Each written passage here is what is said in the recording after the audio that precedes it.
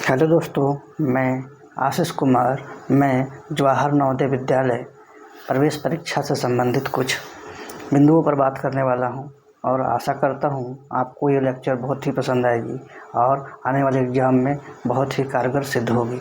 मैं पहला चैप्टर संख्या पद्धति को पढ़ाने जा रहा हूं। सबसे पहले तो संख्याओं के बारे में जानेंगे। संख्याएँ हमारी 0, 1, 2, 3, 4, 5, 6, 7, 8 और 9 इन्हीं अंकों से मिलकर बनती है। जितने भी अंक होते हैं उन्हीं से मिलकर के संख्याएं बनती हैं। अब ये नंबर्स बहुत प्रकार के होते हैं। अभी हम एक एक करके सभी नंबर्स को पढ़ेंगे। सबसे पहले हम प्राकृतिक संख्याओं के बारे में जानते हैं।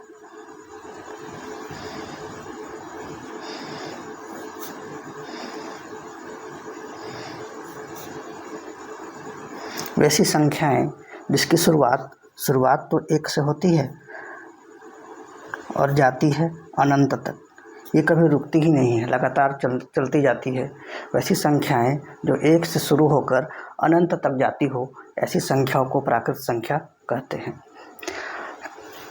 प्राकृतिक संख्या को इंग्लिश में नेचुरल नंबर कहते हैं।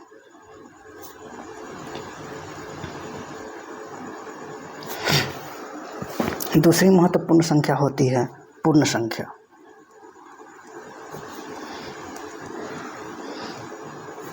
पूर्ण संख्या को अंग्रेजी में होल नंबर बोलते हैं।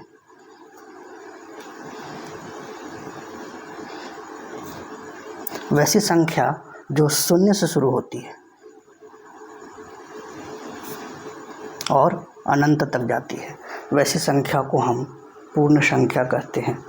प्राकृतिक संख्या और पूर्ण संख्या में बेसिकली अंतर क्या होता है?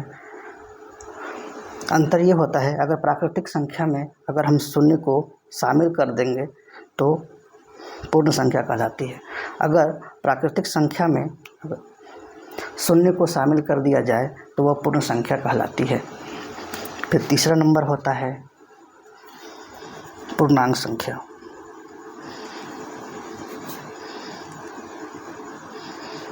पूर्णांक संख्या को इंटीजर बोला जाता है।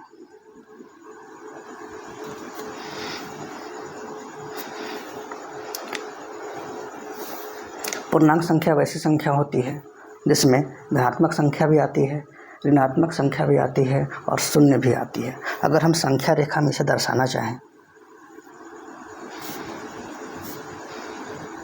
ये होता है मूल बिंदु। मूल बिंदु की भी बाईं तरफ जितनी भी संख्याएं आती हैं सभी ऋणात्मक होती है। -1, -2, -3, -4 और ये जल्दी जाएगी। -इनफाइनाइट इधर हो जाएगा। और 0 के दाहिनी ओर जितनी भी संख्याएं आती है वो हमेशा धनात्मक मानी जाती है। ये भी प्लस इनफाइनाइट तक जाती है, प्लस अनंत तक जाती है। वैसी संख्याएं जिसमें धनात्मक संख्या भी आती हैं, ऋणात्मक संख्या भी आती हैं और शून्य भी आती है, वैसी संख्याओं को बोलते हैं पूर्णांक संख्या। नेगेटिव वाले नंबर को हम ऋणात्मक पूर्णांक,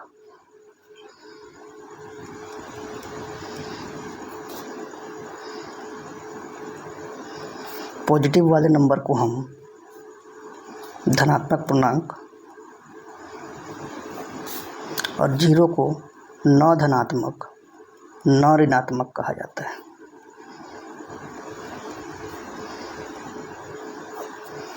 तो अभी तक हम लोगों ने 3 प्रकार की संख्याओं को जाना। सबसे पहला प्राकृतिक संख्या, ऐसी संख्या जो 1 से शुरू होती है और अनंत तक जाती है, वैसी संख्या को प्राकृतिक संख्या बोलते हैं। पूर्ण संख्या, वैसी संख्या जिसकी शुरुआत 0 से होती है और अनंत तक जाती है, उसे पूर्ण संख्या बोलते हैं। प्राकृतिक संख्या और पूर्ण संख्या में अंतर बेसिकली ये होता है, अगर प्राकृतिक संख्या में 0 को शामिल कर दिया जाए तो पूर्ण संख्या बन जाती है। पूर्णांक संख्या किसे कहते हैं? वैसी संख्या जिसमें धनात्मक संख्या भी आती है, ऋणात्मक संख्या भी आती है और शून्य भी आता है, इसे हम पूर्णांक संख्या कहते हैं। उसके बाद की संख्याएं हैं सम संख्या। सम संख्या को हम इंग्लिश में इवन नंबर बोलते हैं।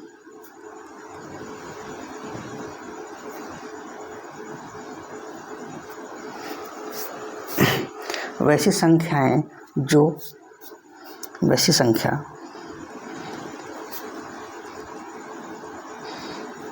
जिसके इकाई अंक में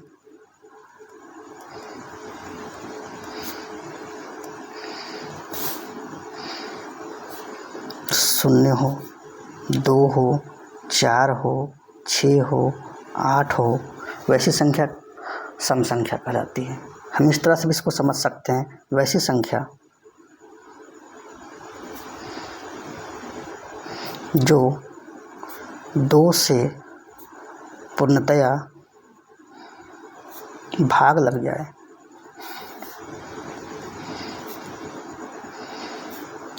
उसे सम संख्या कहते हैं।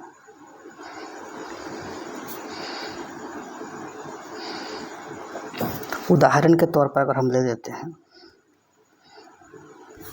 8, अब इसे बताना है ये सम है या ये सम संख्या है क्या। इसको बताने के लिए हम अगर इसे 2 से भाग ले जाते हैं तो 2 चौके 8, यहाँ पर शेषफल कितना आ गया 0, पूर्ण रूप से 2 से 8 भाग लग गया, ये क्या कहलाएगा सम संख्या। वैसी संख्याएं जो 2 से पूर्णतया विभाजित हो जाए, शेषफल 0 आ जाए, वैसी संख्या को हम सम संख्या कहते हैं।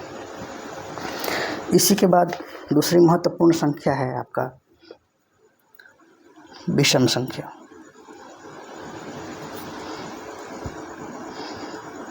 इसे हम ऑड नंबर कहते हैं। वैसी संख्याएं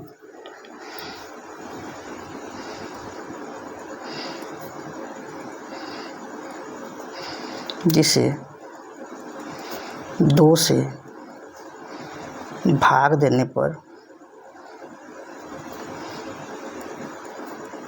पूर्णतया 2 से विभाजित न हो,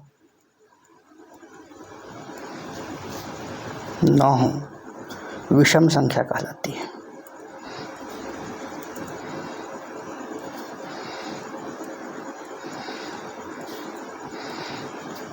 उदाहरण के तौर पर अगर लिया जाए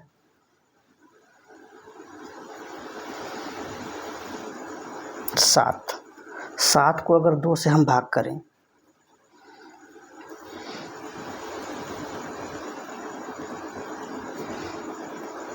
यहाँ पर शेषफल 0 नहीं आया।